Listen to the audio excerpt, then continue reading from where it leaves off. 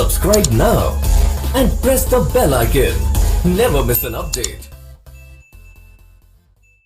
क्योंकि देखें, बात दरअसल ये है कि वैसे ही जंग इंटरेस्ट में किसी के नहीं है, लेकिन चाइना ने ये देख लिया है कि भारत इस बार कोई मूड में नहीं है कंसेशन के लिए या पीछे हटने के लिए, और भारत इस बार हमारे लिए भारी पड़ जाएगा। चाइना के अंदरूनी मामला कितने ख़राब हैं, तो मैं समझता हूँ कि चाइना रिस्ट्रेन करेगा और अकल के नाखून लेगा, वरना चाइना का मुस्तकबिल बहुत ख़राब है और पाकिस्तान का तो है ही ख़राब।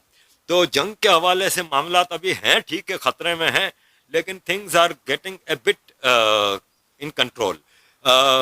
इंटरनेशनल फोर्सेस, ख़ासतौर पे वेस्ट की बड़ी कोशिश है कि चाइना का इंडिया का मुठभेड़ हो जाए, तो वो ये है कि चाइना को कंटेन कर लेंगे, लेकिन मैं समझता हूँ कि इस वक्त जंग नहीं होगी, होनी नहीं चाहिए। ख़ासतौर पे विंटर इज़ अप्रोचिंग, तो विंटर में ये जंग किसी के लिए मुफीद नहीं, क्योंकि वो पूरा माउंटेनियस रेंज है, बर्फ़ से ढके हुए इलाके हैं, जिसमें भारतीय फ़ौज तो आदत है उनकी उधर एक्टिविटीज़ में रहने की और वो करने की, तो वो तो सरवाइव कर लेंगे। चाइना के लोगों के लिए मुश्किल होगा, क्योंकि सबसे बड़ी ज़रूरी चीज़ वापस मैं आपको बता दूं कि ये होती है कि जब जंग होती है ना, तो लोकल पीपल, जहाँ पे जंग हो रही है, वहाँ के लोगों का सपोर्ट जिस आर्मी के साथ है, सिर्फ वही आर्मी जीत सकती है।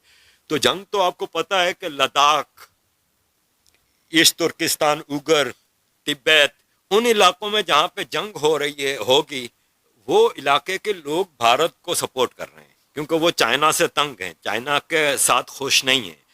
तो इसलिए चाइना को भी ग्राउंड रियलिटीज़ का पता है, तो मुझे नहीं लगता कि जंग आगे बढ़ेगी या होगी, लेकिन फिर भी भारतीय अवाम तैयार है मेंटली और अपनी सेना के साथ खड़ी है, चाहे किसी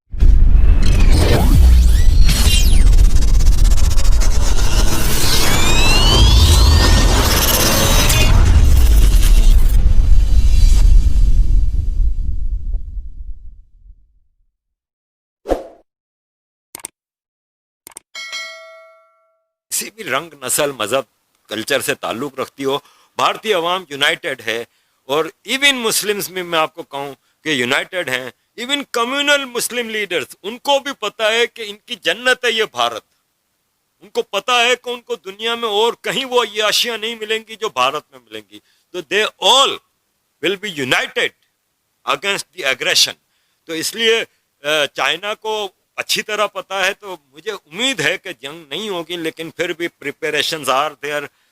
आखिर में आ जाता हूँ मैं कोविड-19 की तरफ। अभी एक रिपोर्ट आई है कि Imran Khan should be role model for the world corona की फाइट के हवाले से, क्योंकि इसने ये कर दिया, वो कर दिया।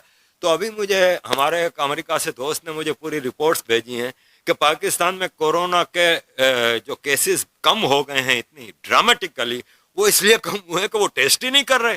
जब आप टेस्ट ही नहीं करोगे तो आपके कोरोना का कोई फिगर आएगा ही नहीं ना। तो पाकिस्तान ने टेस्टिंग बिल्कुल बंद कर दी है, कोई टेस्ट नहीं हो रहे। तो ये एक और बॉम्ब है जो फटने जाने वाला है।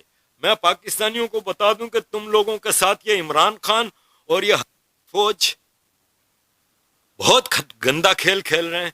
मैं जब पाकिस्तान में रहता था और अल पाकिस्तानी जहन होता था, तो हमारी खबरों में आता था कि भारत में एक बहुत बड़ा टेररिस्ट बाल ठाकरे है और उसने ये कर दिया और वो कर दिया, मुसलमानों के खिलाफ मूवमेंट चला रहा है। उस वक्त भी मेरे दिल में बाल ठाकरे के लिए मोहब्बत उठती थी। मैंने हमेशा बाल जी के लिए बड़ी मोहब्बत हासिल की है, क्योंकि he was a man of principles. वो अपनी आम आदमी के लिए, अपने अवाम के लिए, अपने लोगों के लिए उन्होंने एक प्रिंसिपल लाइफ गुजारी और एक मूवमेंट चलाई। लेकिन अफसोस होता है आज जब उनकी लेगेसी का यह हाल देखते हैं कि एक नाअहल इंसान, क्योंकि आज भी मैं शिवसेना की बड़ी इज्जत करता हूं। इस लास्ट ईयर इलेक्शन से पहले भी मैं बड़ा उनकी इज्जत करता था, और आज भी दो चार खराब लोगों का होने से कोई एक पूरी पार्टी खराब नहीं हो जाती। आज ये शिवसेना जो कर रही है, शिवसेना की जो लीडरशिप जो कर रही है, सबसे पहले तो ये है कि एक बच्चा, बाल जी का पोता, कोई कैलिबर नहीं, कोई क्वालिटी नहीं, और वो पद्मश्री अवार्ड्स की मीटिंग को हेड कर रहा है। वो डिसाइड कर रहा है कि किसको ये सारे अवार्ड देने हैं। ये वो आदमी है जो बीएमसी को हेड कर रहा है, उनकी मीटिंग का चेयर कर रहा है। What is the quality of this penguin? कोई तो बता दे कि इस पिंगुइन की क्वालिटी क्या है क्या भारत के 135 करोड़ लोगों में क्या यही काबिल लोग रह गए?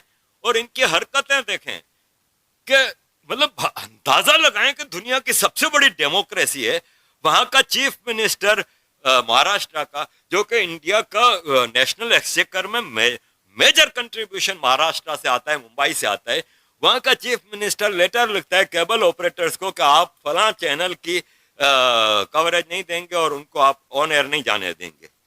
What the hell is going on? क्या आपने मुकाबले की ठानी हुई है कि हम भी इमरान खान के मुकाबले पे एक बनाना रिपब्लिक का मॉडल आपके सामने पेश करने जा रहे हैं? This is what's happening. आज एक आर्मी के रिटायर्ड ऑफिसर को शिवसेना के लोगों ने मारा है मुंबई में, उसकी पिटाई की है, उसको पुलिस के जरिए गिरफ्तार करवा रहे हैं। क्यों? सिर्फ इसलिए कि उसने एक कार्टून फॉरवर्ड किया। उद्धव ठाकरे जी, अच्छा सुनो, चैनल को सब्सक्राइब करो, उसके बाद घंटी बजा देना ताकि अगली वीडियो आपसे मिस ना हो पाए। Thank you. आपके पिताजी कार्टूनिस्ट थे, उन्होंने भारत में जो सबसे पहले अपने काम का आगाज किया था, स्टार्ट किया था, वो कार्टून्स की उससे किया था। आज आप एक कार्टून से इतने प्रोवोक हो रहे हैं। अरे बर्दाश्त की ताकत अंदर डालें, अगर आप गलत नहीं है तो फिर बर्दाश्त करें। ये क्या तरीका है कि आप पुलिस का भी नाजायज इस्तेमाल कर रहे हैं, स्टेट ऑर्गन्स का भी नाजायज इस्तेमाल कर रहे हैं, आम आदमी को तंग कर रहे हैं। आपने कंगना के ऊपर एक और एफआईआर ठोक दी कि उसने उदय ठाकुर को तू करके पुकारा। मैं कहता हूं तू करके भी आपको जो पुकारा है ना, तो आपकी हरकतों के बाद तो ये भी बड़ा इज्जत वाला वर्ड है, वरना आपने जो हरकतें अभी जो की हैं, सॉरी टू से, ये जेब नहीं देता। खास तौर पे बाल ठाकरे जी जैसे अजीम इंसान के बच्चे के साथ उनको आज भी वक्त है। उद्धव ठाकरे जी, आपको भारत की महाराष्ट्र की आवाम ने वोट दिया है, इसलिए नहीं दिया है कि जो आप कर रहे हैं। मैं आपसे विनती करता हूं कि खुदारा आप अपनी आवाम का सोचें, रूल ऑफ लॉ का सोचें और इस तरह की हरकतें ना करें।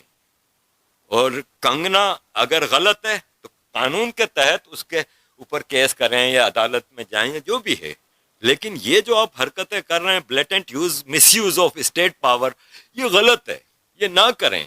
और आपके बच्चे को समझाएं कि आपके बच्चे की हरकतों की वजह से आज आपको ये सब करना पड़ रहा है। उनको क्या जरूरत है बॉलीवुड की रंगीनियों में इस तरह इन्वॉल्व होने की? देखें ये आपका बच्चा क्या कर रहा है। अगर उनको इतना ही शौक है इन सारी चीजों, तो बोले कि नेपोटिज्म तो बॉलीवुड में भरी पड़ी है, तो जाएं वो बॉलीवुड में एक्टिंग करें, बॉलीवुड की जो ड्रग्स माफिया है उसका हिस्सा बन जाएं और उसमें रहें। लेकिन ये स्टेट पावर के जरिए वहां बॉलीवुड की बच्चियों के साथ आप वो जो हरकतें कर रहा है आपका बच्चा, तो उसको रोकें, बजाय इसके कि आप इधर उधर अपनी फोर्सेस को इस्तेमाल कर रहे हैं, उसको रोकें।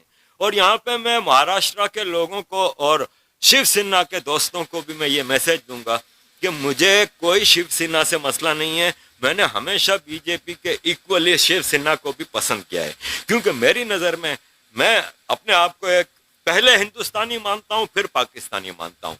दुनिया इसको पसंद करती है, करे ना करती ना करे। और अगर इंडियंस भी मुझे अगर ये कहते हैं कि हम तुम्हें इंडियंस नहीं मानते, तो मैं आपसे कहाँ मनवा रहा हूँ भाई, ना मैं आपसे नेशनलिटी मांग रहा हूँ। मैं दिल से हिंदुस्तानी हूँ, रहूंगा। ये मेरा देश है हिंदुस्तान, और ये रहेगा, इसको कोई तब्दील नहीं कर सकता। और मेरे दिल से मेरे देश भारत की मोहब्बत को कोई निकाल नहीं सकता। मुझसे ये अधिकार अपने देश से मोहब्बत का कोई नहीं छीन सकता।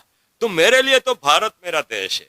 मैंने हमेशा भारत में उन इंडियंस को दिल से पसंद किया है, उन इंडियंस की दिल से इज्जत की है जो सच्चे इंडियंस हैं, नेशनलिस्ट इंडियंस हैं और सच्चे हिंदू हैं या मुस्लिम हैं। तो वो भी अगर नेशनलिस्ट हैं, भारत को प्रायोरिटी देते हैं, religion, culture, caste, creed, ethnicity, उन सबसे ऊपर अगर जो आदमी देशभक्ति को और देश को मुकाम देता है ना, मेरी नजर में वो मेरा सच्चा भाई है और वो सच्चा हिंदुस्तानी है।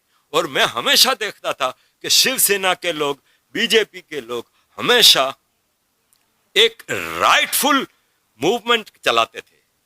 और आज भी मैं समझता हूं कि शिवसेना वापस अपने रास्ते पे लौट आएगी। अगर मेरे शिवसेना के दोस्तों को मेरी बात बुरी लगती है तो मैं आपसे माजरत नहीं करूंगा, इसलिए कि माजरत तो मैं उस वक्त करूं ना जब मैं गलत हूं। तो आप अगर मुझे शराफत के दायरे में रह के आप समझा सकें कि उद्धव ठाकरे जी आजकल जो कर रहे हैं, कुछ अरसे से जो एक्टिविटीज कर रहे हैं, क्या वो सही है, अगर आप मुझे कन्विंस कर देंगे तो फिर मैं कैमरे के सामने आके माफी मांग लूंगा कि उद्धव ठाकरे जी मैं आपका पांव पकड़ के माफी मांगता हूं, मैं गलत था। लेकिन पहले आप मुझे कन्विंस तो करें कि आप लोग जो कर रहे हैं, रिटायर्ड आर्मी ऑफिसर्स को मार रहे हैं, लोगों के घरों में घुस के सिर्फ इसलिए कि उसने फला पोस्ट कर